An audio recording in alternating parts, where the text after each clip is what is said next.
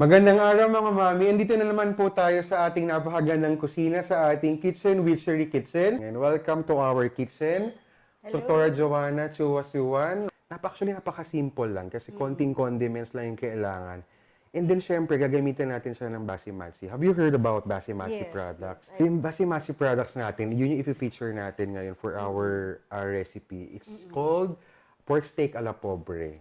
Napaka-simple lang niya po. And then, yung ingredients ng Ricardo, madaling makita sa pantry natin, okay? You can use liempo or country cut. Meron tayong nabibili sa mga grocery natin. So, mas prefer ko to for this recipe kasi yung marbling ng fat niya. And, Yeah. so, para siyang steak talaga. May fat siya in between ng mga lean meat. And then, meron pang thick na So fat soft dito. siya. Yes. Siyempre, yung primary ingredients natin, yung ating basimatsi. So, meron po tayo yung ating liso. Ayan, this one po. This one. So, si liso, 3 blend siya ng suka. So, meron siyang cane, coconut, and then, meron na siyang vinegar. So, 3 vinegars in 1 bottle. Super sarap niya. And then, we have here pinausukan po, doktor. Ayan. So, lagay na po natin siya. Okay. Too much? About 1/8 cup yan. Okay na po. 1/8 1/8 cup. Yan Okay. siguro. Yung ating liso, siguro, This one. mga Same? about, 1:1? pwedeng 2 tablespoon, pwedeng 3 2 tablespoon. So, yung pinasukan natin, napansin nyo, doktor, malasa na siya, di ba? So, mas less na lang yung recado na i-add natin dun sa meat natin. Ngayon, mag-a-add tayo ng konting salt. So, paano ba ganyan? Just a pinch Ayan, of pinch of salt. salt to taste.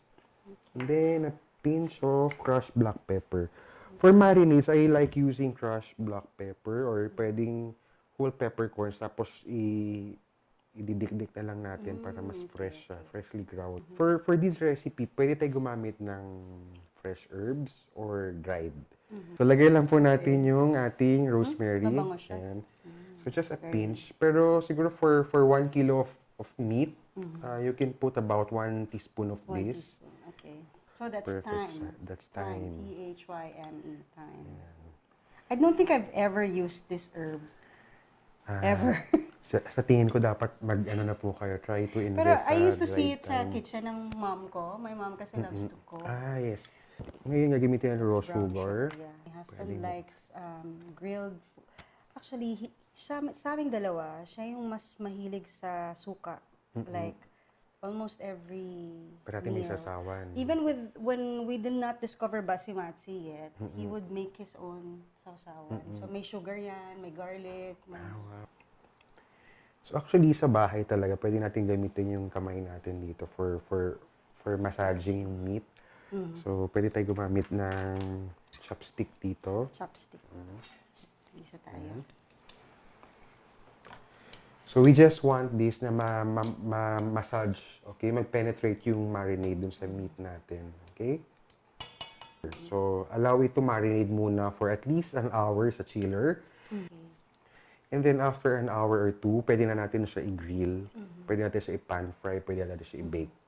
Alam niyo, doktor, pwede pa natin mas pasarapin pa yung ating marinade. Meron tayong secret ingredient dito. Actually, hindi na siya secret. So, meron tayo dito yung liquid seasoning. So, isa to sa mga favorite na pampaalat ko. No? Let me know kung stop na po tayo. Ayan. Ayan, I think, okay. ako pa yung nagturo kay chef. Okay na ba yan? Ayan, okay na po. Okay na. Okay. Ayan. So make sure hindi siya malamig pag nag-grill tayo para even yung cooking time.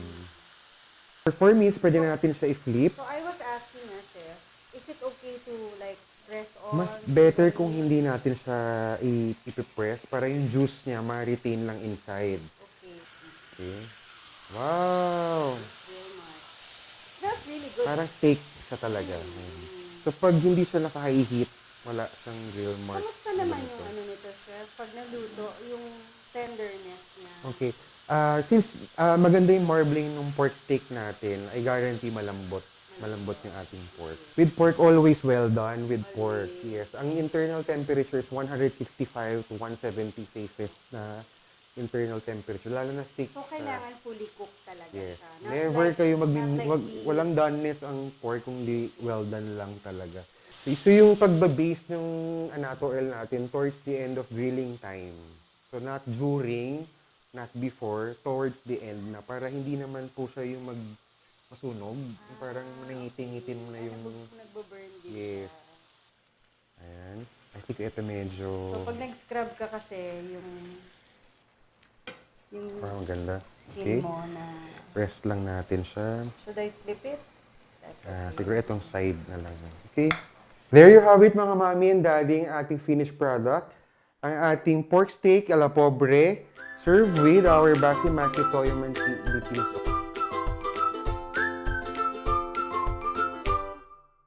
For the complete recipe, please visit our official website at www.kitchenwitchery.com.